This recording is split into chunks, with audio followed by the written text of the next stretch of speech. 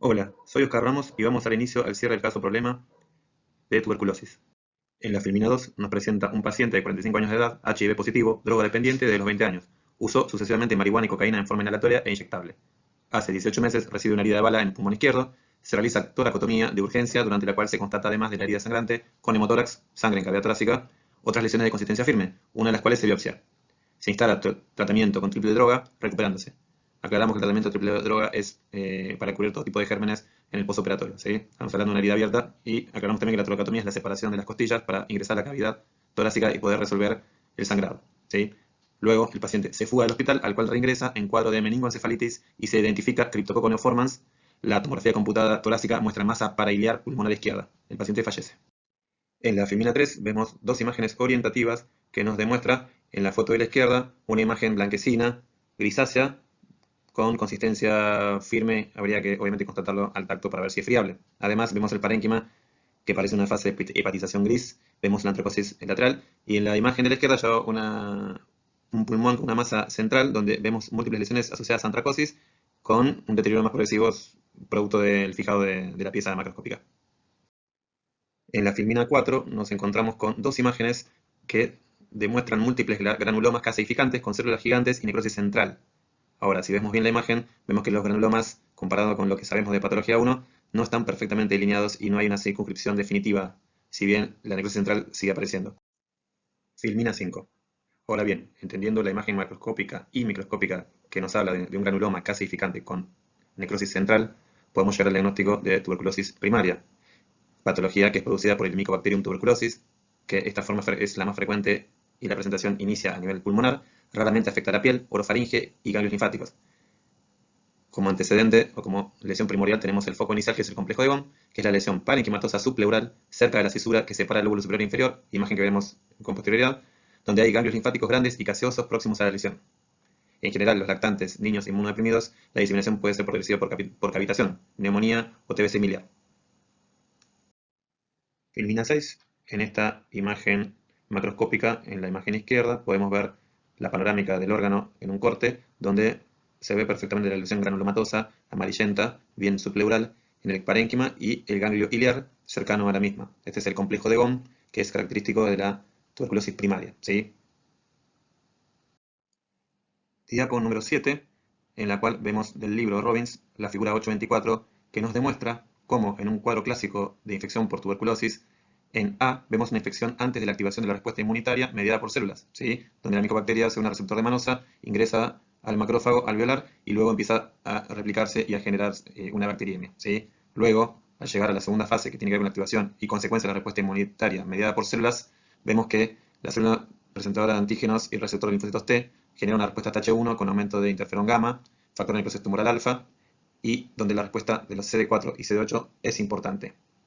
Ahora bien, entendiendo nuestro paciente, que es HIV positivo, que la tuberculosis es un marcador de SIDA enfermedad, y entendiendo que habiendo un desbalance por la baja generación de linfocitos CD4, obviamente, entendiendo esta como respuesta TH1, el balance general hace que prevalezca la respuesta TH2 con aumento de interleuquina 8, o el desbalance del equilibrio entre la respuesta TH1 y TH2 hace que la respuesta del tipo TH2 prevalezca con aumento de la expresión de macrófagos, con granulomas, pero con la falta de expresión de interleuquinas asociadas a la generación de un granuloma bien armado, donde el sistema inmune puede circunscribir la patología y puede generar focos bien circunscriptos, donde la mayoría de las veces la tuberculosis primaria se fibrosa, se calcifica, anida y en el 80-90% de los casos termina en esa posición, ¿sí? Aclaramos también además, la bibliografía es anglosajona. Nosotros en la Argentina, la mayoría estamos vacunados con la vacuna del bacilo Calmette-Guerin, por lo tanto nuestra reacción a la PPD es positiva de antemano. Diapo número 8. Siguiendo con la temática de nuestro paciente con HIV, vemos que el paciente presenta a nivel macroscópico un patrón miliar, múltiples granulomas de 2 a 4 milímetros que siembran toda la superficie de las distintas preparados, de las distintas fotos que presentamos. Y vemos cómo cierto grupo empieza a unificarse y en otras partes del parénquima hay congestión y edema similar a la expresión de una fase congestiva de una neumonía de inicio. Diapo 9. En este contexto, y siendo la evolución de un paciente inmunodeprimido, nos encontramos con la tuberculosis secundaria o reactivación. El 5 o 10% de los casos de infección primaria pueden desarrollar en un segundo momento, o siguiendo la lógica de la alteración inmunitaria, una progresión hacia la tuberculosis secundaria, que generalmente se localiza en los vértices pulmonares, con un foco de consolidación mayor a 3 centímetros y compromiso de los ganglios regionales, evoluciona a fibrosis, calcificación y adherencias pleurales en el contexto de una circunscripción de la lesión, obviamente, con un sistema inmunitario maduro, con granulomas calcificantes, con células gigantes de tipo Langhans. Curan espontáneamente o con tratamiento, lesiones calcificadas o progresan a una enfermedad cavitaria, TB similar o bronconeumonía por tuberculosis. Después, en otra fase, en el paciente no limitado, podemos encontrar una tuberculosis progresiva, que es la enfermedad cavitada. Foco gaseoso, drena un bronquio, TBC endobronquial y endotraqueal. Este es el que desarrolla la famosa vómica. El paciente vomita casium. Eso es muy contagioso. El oxígeno favorece la infección, de ahí se habla que generalmente generan las cavernas en los lóbulos superiores. También puede drenar en linfáticos y vasos o con compromiso a nivel de la piel, ¿sí? Con el escrófulo. Con compromiso pleural, pleuritis serosa, empiema, pleuritis fibrosa, masiva obliterante, TB similar por diseminación linfohematológica, afecta pulmón y otros órganos, viaja por la sangre, médula ósea, hígado, vaso, retina, hueso, famoso mal de Pot, aisladamente riñón suprarrenal y testículos, ¿sí? Bronconeumonía por tuberculosis, pacientes muy sensibilizados o susceptibles con extensas zonas lesionadas, que es lo que veíamos en las figuras anteriores y la que vamos a progresar en la siguiente filmina. Filmina 10, en este caso vemos una radiografía de tórax frente, donde podemos observar la alteración de las opacidades a nivel de la densidad de ambos campos pulmonares, con ese tinte algodonoso que recubre todos los campos, donde en los lóbulos superiores, en el campo derecho, se puede observar pequeñas burbujas como si fueran de aire en un torno algodonoso de fondo, ¿sí? Esas son las cavidades que se encuentran. Esta placa es típica de la tuberculosis secundaria. Es muy clásica y aún años después de haber presentado al paciente la patología, sigue presentando estos manchones que con los años se calcifican y van dando una imagen como salpicada, bien marcada. Y en la foto macroscópica de la derecha podemos encontrar en ambos lóbulos superiores. En el derecho vemos la estructura calcificada, con nódulos bien marcados. Las cisuras se pueden encontrar. A nivel izquierdo ya vemos que aparece la caverna, donde ya el calcium se liberó, se expresó hacia el exterior. Y en ambos los lóbulos inferiores de los dos pulmones podemos encontrar una congestión bastante marcada, similar a una neumonía, ¿sí? Esto puede confundir al clínico, donde muchas veces el paciente debuta con un cuadro de tipo neumónico, con fiebre ondulante, más que nada nocturna, el síndrome de impregnación infecciosa.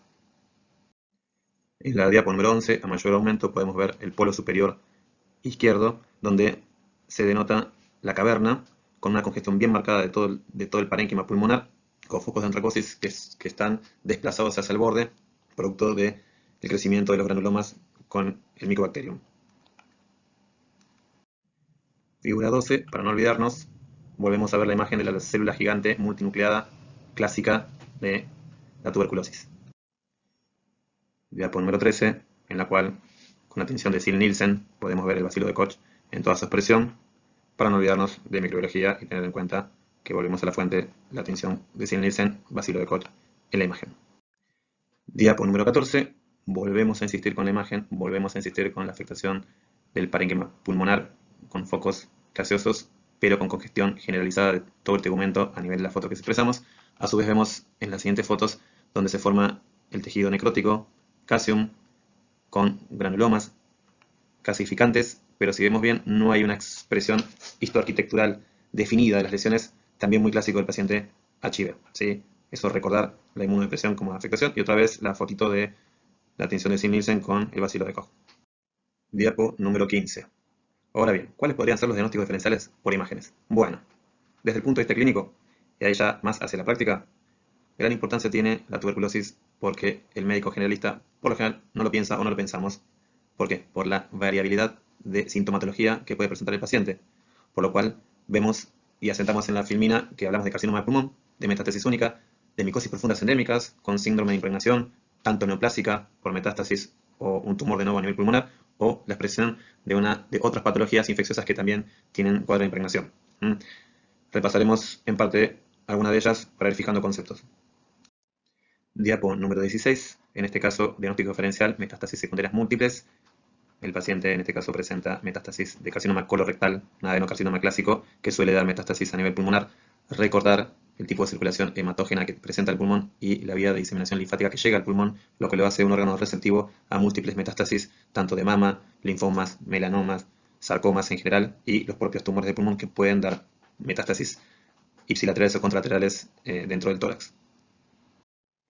Diapo número 17, donde vemos otro diagnóstico diferencial, sarcoidosis, una enfermedad asociada a múltiples causas de origen desconocido con un perfil inmunitario asociado a la respuesta CD4 positiva con linfocitos T helper, donde la placa de tórax nos muestra una imagen muy similar a la TBC miliar, por lo cual el diagnóstico suele ser bastante complejo.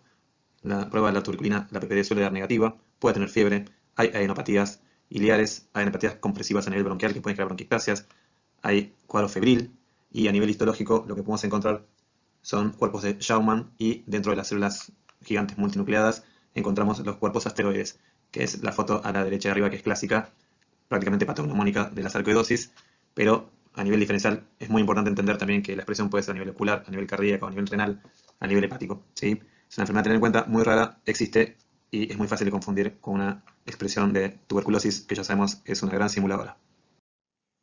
Diapo número 18, donde vemos otro diagnóstico diferencial, una micosis sistémica, la histoplasmosis clásica, en la cual en un paciente inmunocompetente pasa a ser una infección pulmonar que por lo general es circunscripta y no pasa a mayores. Ahora, vemos la expresión en la foto A de un granuloma del histoplasma bien circunscripto laminado. Y en la imagen B, en la expresión de una tinción argéntica, vemos la levadura, ¿sí? Recordemos que existen en forma silvestre como macro de microconidios que ingresan a los bronquios terminales, ahí ingresan dentro de los macrófagos pulmonares, germinando, dando blastosporas. Y esas, a su vez, cuando el propio sistema hace que la célula se destruya y se liberen el contenido, se transforman en forma de levaduras, que es su modo de vida más corriente y que mejor progresión les da, dado que el cuerpo está a 37 grados, lo que fuerza al hongo a transformarse. Por eso es dimorfo.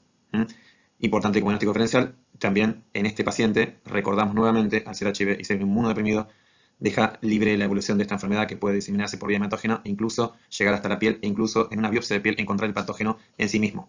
Eso es muy importante, lo cual reescribe todos los libros de infecciosas a este nivel desde el advenimiento del HIV. Diapo número 19. Otro diagnóstico diferencial con tuberculosis, coccidioidomicosis, es una micosis sistémica endémica en nuestro país y en varias zonas de América, donde podemos encontrar este hongo que es inhalado en forma de artrospora, llega a los bronquios, es fagocitado por los macrófagos. Dentro de este refugio, la artrospora se transforma en esférula gigante, la cual madura y genera 200 a 300 endosporas que comienzan a crecer, las cuales pueden madurar en otras en esférulas, y lo cual perpetúa la respuesta inflamatoria, la cual otra vez en un paciente inmunodeprimido genera una respuesta más de tipo TH2 con mayor generación de macrófagos, lo cual genera una respuesta exagerada. El diagnóstico diferencial tiene que ver con la evolución y características propias muy similares en el paciente inmunocomprometido. Filmina 20, otra micosis endémica, la blastomicosis, la cual se infecta en el humano como con idiospora, las cuales se transforman en blastosporas, donde vemos la lesión, la imagen característica circular con doble pared, y donde vemos en el azul de metileno la expresión de la misma que es característica. Importancia del caso, dada su baja prevalencia, es el diagnóstico diferencial con la tuberculosis. Diapo número 21. ¿Cómo se relacionan las diferentes patologías? El paciente HIV positivo con defensas bajas es propenso a cuadros infecciosos de cualquier índole. Esto explica la tuberculosis como la trulosis, ¿sí? El motivo de fallecimiento del paciente fue una afección a nivel meningio. En esta misma filmina puse la tabla 15.8 con causas de infiltrados pulmonares en anfitriones inmunocomprometidos para ver la variedad de patologías que puede dar síntomas muy característicos acompañados de tuberculosis, como la aspergilosis, o en un paciente con carga viral muy alta o un bajo conteo de CD4 como la cándida, o el Cryptococcus asimismo, ¿sí? Unas típicas neumonías bacterianas, no tanto nosocomiales, sino de la comunidad, que el paciente HIV afronta diariamente. El propósito del caso en este paciente con tuberculosis es asistir a cómo, desde el advenimiento de esta nueva enfermedad, a partir de la década del 80, reescribió muchos capítulos que la medicina representaba o pensaba que estaban cerrados, y el aprendizaje acerca de la variabilidad de la tuberculosis, en este caso, como la asociación con otras patologías o los diagnósticos diferenciales que estos atraen. Filmina 22, en base a eso tenemos una clásica imagen de criptococosis cerebral, aunque la tuberculosis puede dar imágenes parecidas. Esto es a modo de ejemplo para entender la prevalencia de esto. Ahora, un paciente HIV puede tener un absceso por criptococosis, puede tener un absceso por toxoplasma, una meningitis o una encefalitis viral por citomegalovirus, por sarampión, por herpes, por varicela. O sea, los cuadros son múltiples. Sífilis, me está olvidando, otra gran simuladora, por lo cual hay que estar atento y siempre sospechar del paciente que nunca se cura del todo, o uno ve que está en una fase de aletargamiento del cuadro. O sea, parece sano, pero no está sano.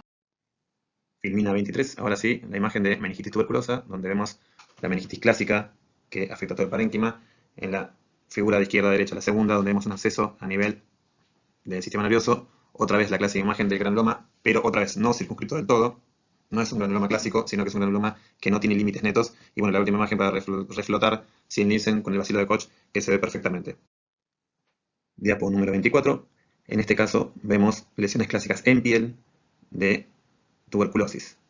¿Por qué es importante esto? Porque en todos los casos donde se demuestra la foto clásica del escrófulo a nivel cervical, el lupus vulgar, que aparece en la cara, en las mejillas, en el torso, o la tuberculosis biliar diseminada, si uno pudiera hacer una biopsia de las lesiones, podríamos encontrar en todas ellas bacilos vivitos y coleando. ¿Cuál es la importancia de esto? Que hasta antes del advenimiento de los trasplantes de órganos, de tratamientos inmunosupresores y del advenimiento del HIV-Sida como enfermedad, esto nunca se veía. Lo que nosotros veíamos eran respuestas inflamatorias hacia la presencia de una bacteria, un virus, un hongo que se expresaba en la piel. En este contexto, esto reescribió muchos capítulos, dado que yo encuentro no solamente tuberculosis, histoplasmosis, coccidiomicosis, puedo ya encontrar lesiones activas a nivel de distintos órganos. La piel, como la expresión clínica del interno, pasa a ser importante desde este punto de vista. Y desde mi punto de vista humilde de dermatólogo, aprovecho esta ocasión para demostrar esto en una lesión que se ve. Básicamente, la misma tuberculosis que en un paciente inmunocompetente se resuelve en el 80-90% de los casos, en este caso sin tratamiento, siempre el desenlace es malo. Bueno, cerramos el caso, espero que haya servido de ayuda y de recordatorio de Pato 1 y de micro. Buena suerte.